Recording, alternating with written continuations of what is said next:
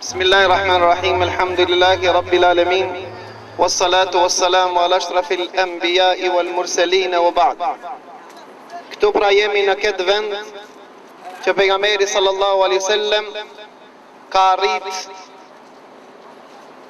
në ditën e Hijretit, ku ka bo prej Mekke në Medinë, ditën e hanë në mëngjes ka rrinë pejgamberi sallallahu alaihi wasallam në këtë vend.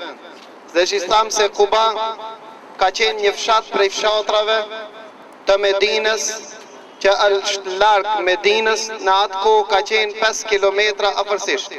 E sot është një lagje prej lagjeve të Medinës. Dhe pejgamberi sallallahu alaihi wasallam kur ka arrit në këtë vend, është ndalë të pushon. Dhe konak i ka bo si që tham një sahabi që e kanë quajtur Kelthum ibn al-Hadam, prej fisit Beni Amr ibn Auf. Dhe pejgamberi sallallahu alaihi wasallam ditën e hanë, ditën e marrë dhe dimëtën e mërkur dhe ditën e ejte, deri ditën e gjumon në mëngjes në këtë vend ka pushu. Kanë arë sahabët prej Medine dhe kanë përshëndet pejgamberin sallallahu alaihi wasallam në këtë vend. Pastaj pejgamberi sallallahu alaihi wasallam si shtash pasi që e ka fal namazin e sabahut dhe pasi që është ngrit dielli dhe e ka fal namazin e paraditës, është nisën për Medinë dhe ka arrit te fisi Beni Salim, siç tham, dhe atje e ka fal xhumon pejgamberi sallallahu alaihi wasallam. Dhe sot e kësaj dite gjendet një xhami, si tham, se xhamia e xhumos. Pejgamberi sallallahu alaihi wasallam këto ditë kur ka pushu në këtë vend, e ka ndërtu një xhami. Pra fillimisht kjo xhami që gjendet pas nesh është xhamia e parë në Islam që është ndërtu. Mirë po fillimisht ka qenë kibla Kakuçi. Pra kiblën e ka pas në anën e kundërt në drejtim të Medinës. Dhe pejgamberi sallallahu alaihi wasallam ka bartë në gur me shpinën e atij, dhe në këtë mënyrë sahabët e kanë ndihmuar derisa e kanë ndërtu xhamin dhe ka vazhduar pejgamberi sallallahu alaihi wasallam udhtimin.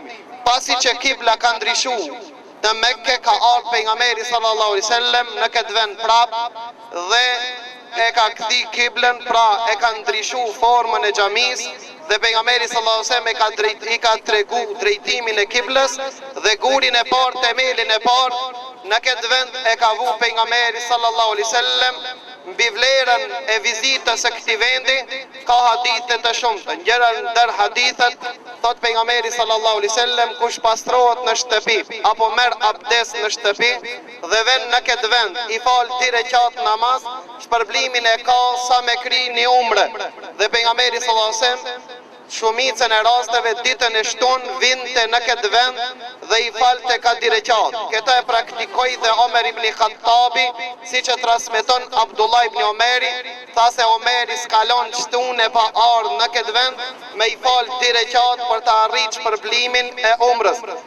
Ndërsa Sa'd ibn Abi Waqqas i thot, mu fal në këtë xhami 2 rekat namaz është më e dashur te unë se mu fal në Aqsa në Kuds, nga se si shtam se mu fal 1 rekat në Kuds e ka shpërblimin 250 rekat.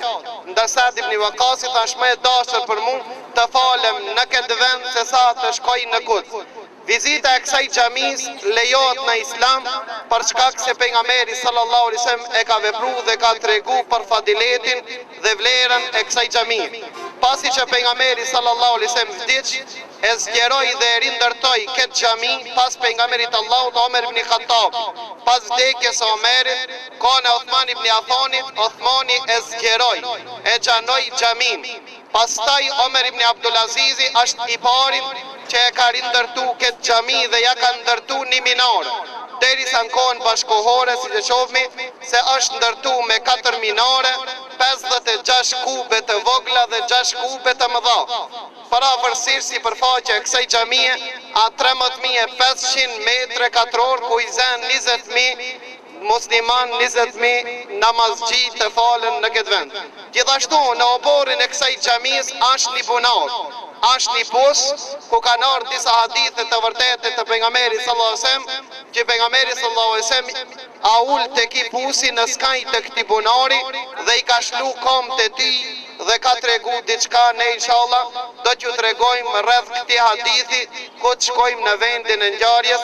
Për këtë arsye është e preferuar që së paku në këtë vend t'i bëjmë 2 rekat namaz që të arrijmë shpërblimin e umrës. Allah i shpërblet.